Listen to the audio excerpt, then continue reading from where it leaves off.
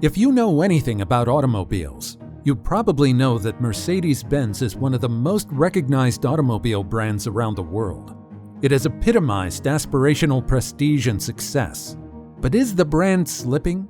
In this video, we'll talk about how Mercedes-Benz became a pioneer in the automobile industry, its challenges throughout its history, and the surmounting competitive pressures it faces today. We've all heard inspirational stories of founders starting their companies from scratch, competing against leading corporations in the market and making their mark against the odds. But when Carl Benz created his first vehicle in 1886, there was no market for automobiles.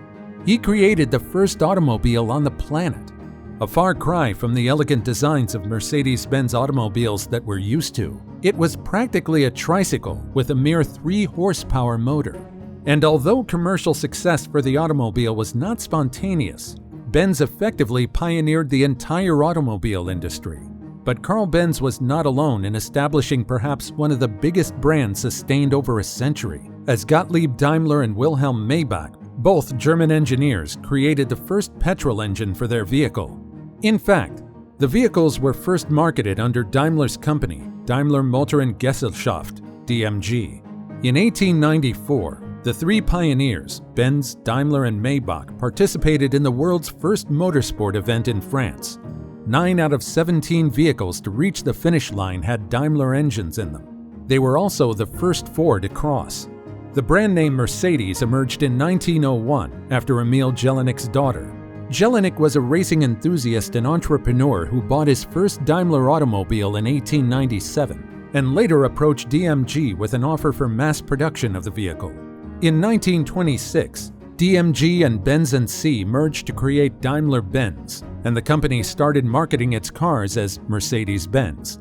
The 3-pointed star, which has come to epitomize the brand, was trademarked in 1910 by Daimler's sons in the memory of their father, who used it as a symbol while addressing letters. In the 1930s Nazi Germany, Mercedes-Benz rose in popularity when Adolf Hitler started using the vehicles with bulletproof windshields. They have remained popular among its affluent clientele, establishing a reputation for superior quality and engineering.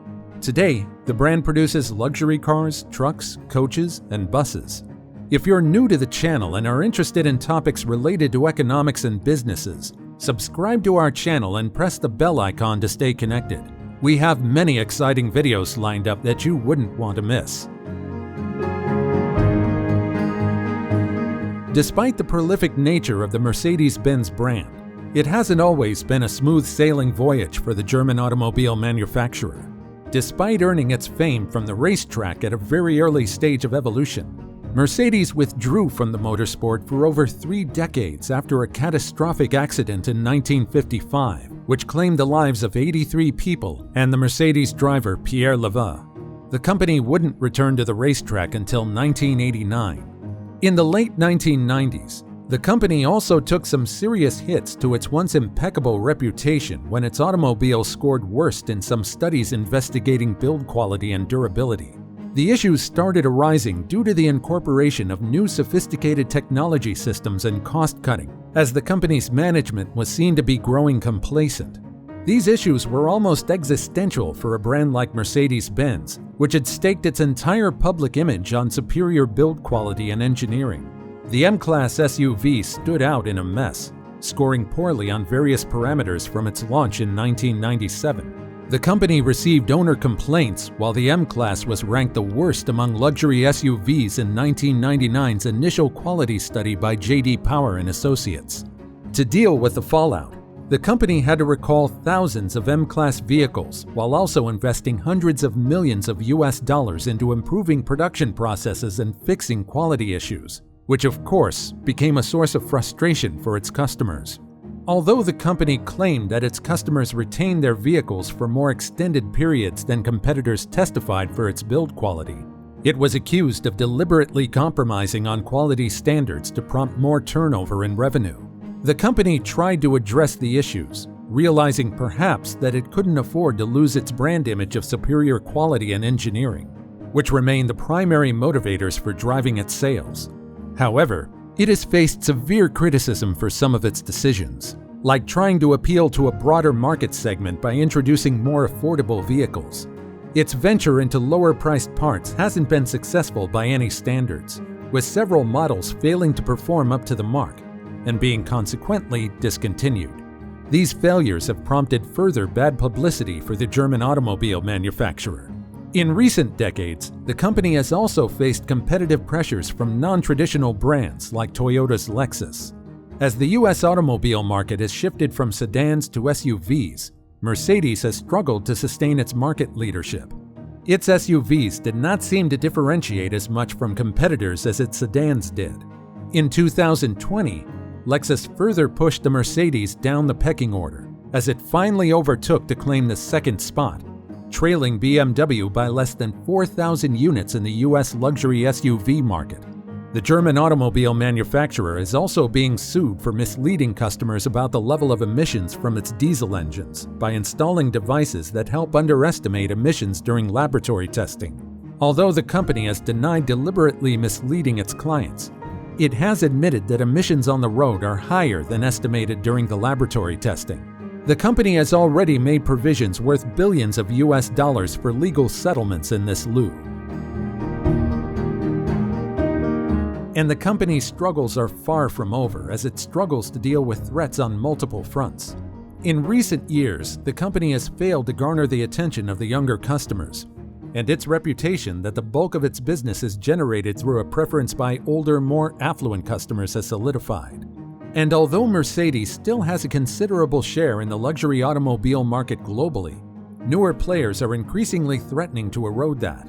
Moreover, demographic transformations are only expected to worsen the issue, with younger adults moving towards electric and hybrid vehicles, which are currently dominated by non-traditional manufacturers like Tesla, that perhaps have the capacity and flexibility to invest in innovations that Mercedes and other traditionally big automobile brands have not been able to match.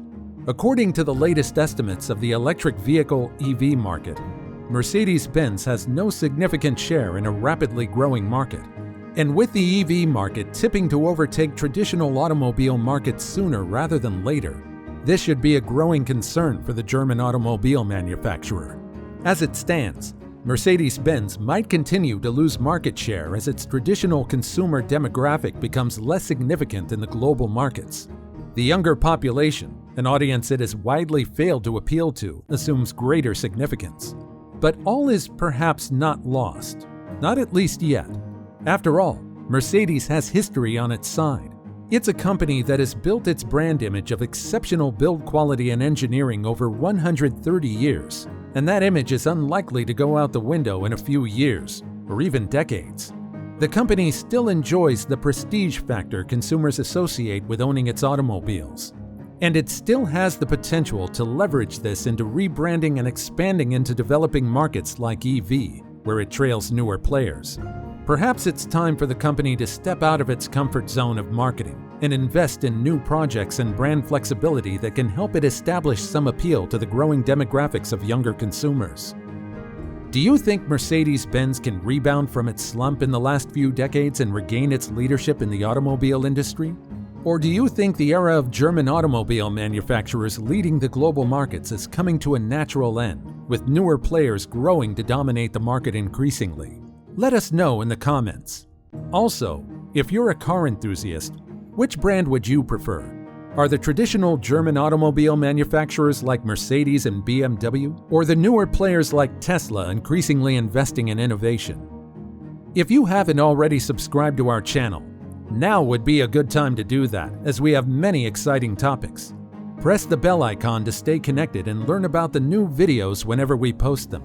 Also, let us know in the comments if you have any video suggestions, as we love to make videos on topics our subscribers are interested in.